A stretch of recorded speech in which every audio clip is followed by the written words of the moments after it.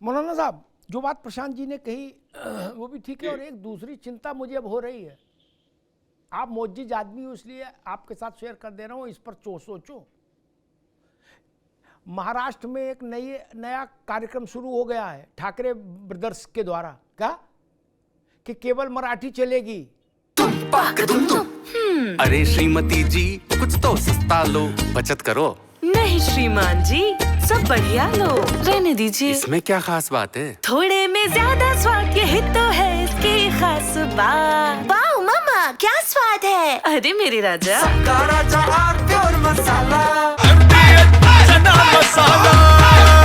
अब छोलिया हो या लोबिया, सफेद चने या काले चने, सब कुछ मजेदार बने।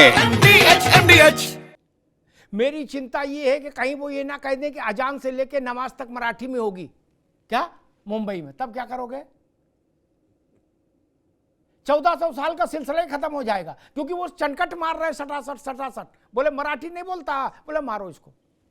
मौलाना साहब, मूल बात वही, ये तो हास्य बोध की बात है, लेकिन मूल बात वही है कि पहचान छुपाकर काम क्यों करना चाहते हैं। मुजफ्फरनगर में गुड़ का कारोबार मुसलमान करता है और खेत हिंदू का है, किसी को पहचान छुपाने की जरूरत नहीं। घरों में रंग रोगन करने का काम 90% मुसलमान कर रहा है, बाल काटने का काम 90% मुसलमान कर रहा है, किसी को कहां समस्या। मेरे शहर फरुखाबाद में जरदोजी का काम होता है, 90% मुसलमान बच्चा कर रहा है, आदमी कर रहा है। मौलाना साहब, ये कांवड़ के रूट में ही रफीक जो है वो राम बन के क्यों खड़ा है, और कड़ावा बांध के वो लगा के। और एक बात सही उठाई रावत जी ने भी और प्रशांत ने भी, लव जिहाद पर बड़े मुस्लिम धर्म गुरुओं ने वो स्टैंड नहीं लिया जो लेना चाहिए। आप तो बुत पूजा के बुत परस्ती के खिलाफ हो ना, शायद इसीलिए शेर लिख गए होंगे पहले के लोग कि उम्र तो सारी कटी इश्क के बुता में मोमिन, आखिरी वक्त में क्या खाक मुसलमान होंगे। अच्छा, इश्क में बुत परस्ती चलेगी, लड़का तो बिड़ला मंदिर में आके शादी कर रहा है मुसलमान होते हुए, नहीं, वहां तो तुलसी पत्ता गंगा जल सब चढ़ा रहा है ना भगवान पर। आप लोगों ने इस पर चिंतन नहीं किया मौलाना साहब? जी देखिए मोहतरमा, ऐसा है, अभी जो प्रशांत जी कह रहे थे जी, तो प्रशांत जी के जो इल्जामात हैं वो फजूल के, उसमें कोई दम नहीं है। देखिए, पहली तो बात मैंने कहा ही नहीं अपने वक्तों में कि जो है वो करना पड़ता। इन्होंने मेरे नाम से टाइम दिया कि मैंने कहा कि मौलाना जी ने कहा है। मैंने अपने वक्तों में शुरुआत नहीं, वो तीसरी लाइन का हिंदी तर्जुमा पूछ रहे हैं कि अल्लाह के अलावा कोई इस जहान में पूजे जाने के योग्य नहीं। जी, आ रहा हूँ वहीं पे। क्या ऐसा है? मैं वहीं पे आ रहा हूँ जी। देखिए, पहला तो झूठ इन्होंने बोला, अभी सरासर झूठ बोल दिया, रिकॉर्ड आपके पास में है, देख सकते हैं। मैंने कहा ही नहीं, वो मेरे मुंह में इन्होंने डालने की कोशिश की। दूसरी बात यह है कि मैंने शुरुआती ही दौर में पहचान छुपाने को गलत करार दिया। मैंने अखलाकी तौर पर, कानूनी तौर पर, शरई तौर पर भी मैंने तीनों अंदाज में मैंने कहा गलत है। अब फिर भी मैं कह रहा हूँ कि जो लोग भी इस तरह काम करते हैं गलत करते हैं, जो भी उनका सोच हो, जो नजरिया हो, 2 पैसा कमाने का हो या कोई कुछ भी हो, बहरहाल। अब तीसरी बात यह कि जो इन्होंने कहा कि तीसरी मौलाना साहब, इसको 2 पैसा कमाने के इससे मत जोड़िए, यहीं से आप उनके लिए कवर फायर देते हो जब आप कहते 2 पैसा कमाना। ना, रफीक बन के 2 पैसा क्यों नहीं कमा सकता?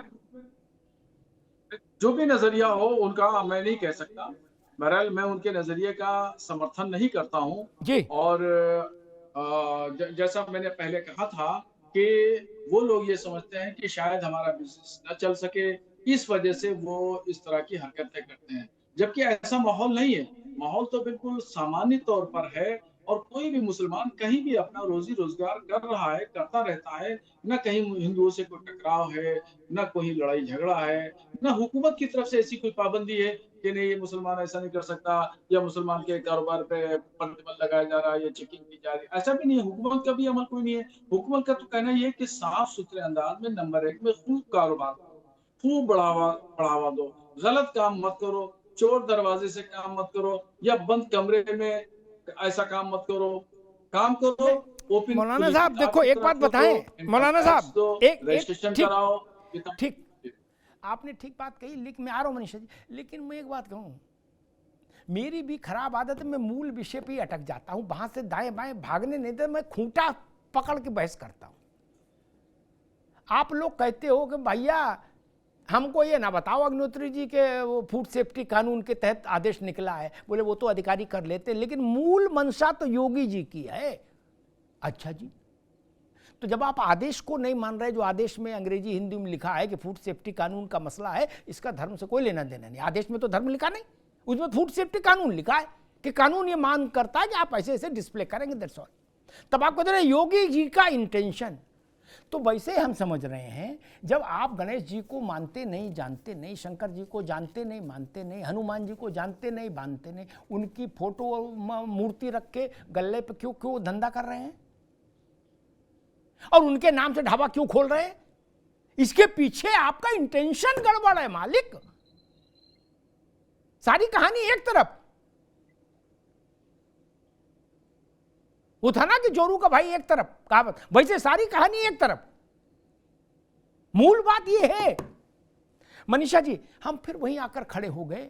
इस देश में कभी ऐसा विभाजन नहीं रहा और ऐसा विभाजन व्यवहारिक रूप से हो भी नहीं सकता, ये भी सच है। ठीक, फिर ये 10 दिन का कांवड़ यात्रा, इसी में सारा छल छद्म करना है।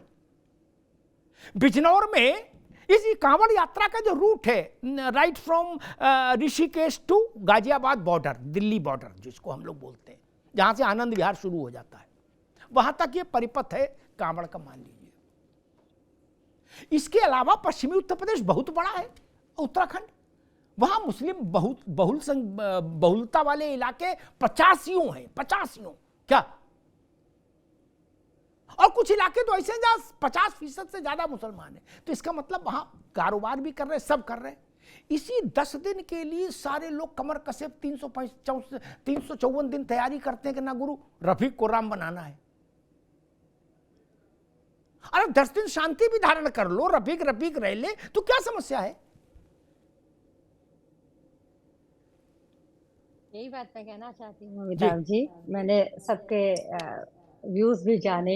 एक छोटी सी बात यही आती है कि ईश नाम का बाना लिए, भीतर भरा विकार, श्रद्धा के संग छल किए, कैसे हो स्वीकार। बाकी व्यापार में तो हम सब स्वीकार कर रहे हैं, जहाँ पे कितना प्रसिद्ध, हम नाम नहीं लेंगे, किसी के कबाब मशहूर हैं, 80% लोग खाते हैं, बहुसंख्यक हिंदू समाज के लोग भी खाते हैं, हिंदू धर्म के लोग भी खाते हैं, और किसी की बिरयानी प्रसिद्ध है, जो जिस नाम से है उसी नाम से प्रचलित है, लोग खा रहे हैं।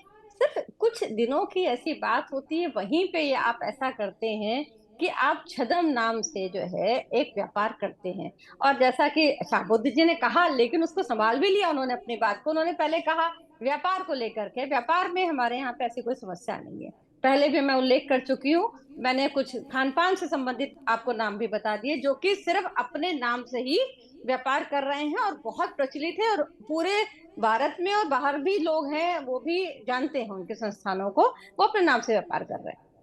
अब बात यहाँ पे आती है, विरोध क्यों आरंभ हुआ? विरोध तब आरंभ हुआ कि कुछ वीडियोस दिखने लगे। अब तो हर व्यक्ति डिजिटल है, हर व्यक्ति के हाथ में कैमरा है।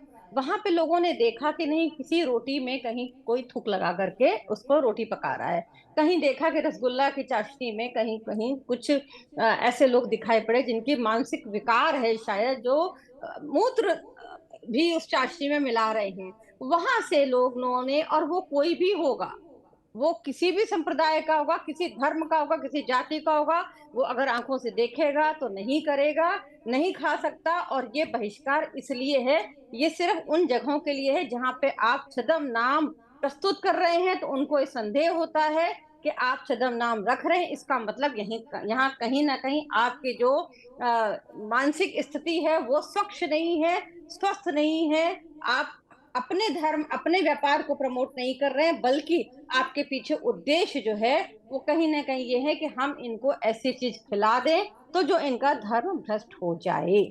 ऐसा मेरा मानना है। इसी कारण छद्म नाम का ये उपयोग करते हैं, अदरवाइज कोई भी ऐसी मुझे नहीं दिखता। ठीक है मनीषा जी। रावत साहब, कुंभ जब वहां लगा प्रयागराज में तो हजारों शिविर बने धर्माचार्यों के, हमने भी जाके देखा, आपने भी देखा, भव्य भव्य शिविर बने। उन शिविरों को बनाने वाले 90% मुसलमान थे क्या? और 20-20, 30-30 लाख, 50-50 लाख रुपए का पेमेंट हुआ। किसी ने आपत्ति नहीं की। 3-3 महीने गंगा तट पर वो रहे शिविर बनाते समय, किसी को आपत्ति नहीं हुई। इसका मतलब ये कारोबार का मसला नहीं है, ये कारोबार का मसला नहीं है। मसला कुछ ये है कि किसी तरह से व्यवधान पैदा हो, चाहे किसी की आस्था पर व्यवधान हो, चाहे शुचिता पर व्यवधान हो, चाहे सांप्रदायिक सद्भाव पर व्यवधान हो। रावत साहब जी बिल्कुल अमिताभ जी, इसमें कोई दो राय नहीं है। देखिए, व्यवसाय का मामला होता तो बहुत सारे मंदिरों के कारीगर जो होते हैं ना, बहुत ही बढ़िया कारीगर मुसलमान होते हैं। मैंने देखा है, वो स्पेशल होते हैं किसी न किसी चीज़ में, और मंदिरों में काम किया है, मंदिर बनाए हैं उन्होंने, ऐसा नहीं है कि नहीं किए। छोटी चीज़ से लेकर के बड़ी चीज़ों का कारोबार वो करते रहे हैं, लेकिन इसके लिए खुद इस्लाम ही जिम्मेवार है। उन्होंने अपने आप को इस प्रकार से पेश कर दिया हिंदू के सामने कि जैसे वो बहुत बड़े क्रूर हैं, तानाशाह हैं, और जो चाहेंगे वो करेंगे। अब यहाँ पर इस्लाम के अंदर जब भी औरंगजेब ने धर्म कन्वर्जन कराया तो सबसे पहले उन्होंने मांस खिलाया, ब्राह्मणों को ही खिलाया सबसे पहले, तो क्योंकि वही धर्म के रक्षक रहे हैं। तो जब आदमी के दिमाग में इतिहास के अंदर ये बैठी रहती है, ये मानसिकता, वो निकलती नहीं है। अब इनके यहाँ पर इस्लाम के अंदर ये भी एक जिहाद है कि अगर आप किसी काफिर को झूठा खिलाते हो तो भी आपको 72 हूर मिलती हैं। अगर आप उसका धर्म भ्रष्ट करते हो किसी भी तरीके से, जबरदस्ती करते हो, चोरी से करते हो, थूक मिला के, पेशाब मिला के, मांस खिला के, बीफ खिला करके, तो भी आपका इस्लाम के अंदर तो झंडा ऊंचा रहने वाला है। ये इनकी सोच है, जिहाद मानसिकता। समझिए सारा बवाल 72 हूरों का है, 72 हूरों का है, बाई होर कैंड बाई कुरुक। इनके दिमाग में ये चीज बैठा दी गई है कि तुम किसी तरीके से काफिरों का धर्म भ्रष्ट करो, उनकी मूर्ति तोड़ो तो भी आपको 72 हूर मिलेगी, उनको बीफ खिलाओ तो भी आपको 72 हूर मिलेगी। यानी अल्लाह आपको ऊपर प्रसन्न होगा। जब ये इस प्रकार की मानसिकता अगर होगी तो वो नाम बदलने में, मैं समझ गया। सारी खुदाई एक तरफ, हूरों का खेल एक तरफ, समझ गया। हूर का मामला है तो फिर हाँ गंभीर है, समझ गया। अब हूर के आगे कौन किसकी सुनेगा भैया। अरे श्रीमती जी, कुछ तो सस्ता लो, बचत करो। नहीं श्रीमान जी, सब बढ़िया लो, रहने दीजिए। इसमें क्या खास बात है? थोड़े में ज्यादा स्वाद, यही तो है इसकी खास बात। वाओ मामा, क्या स्वाद है। अरे मेरे राजा,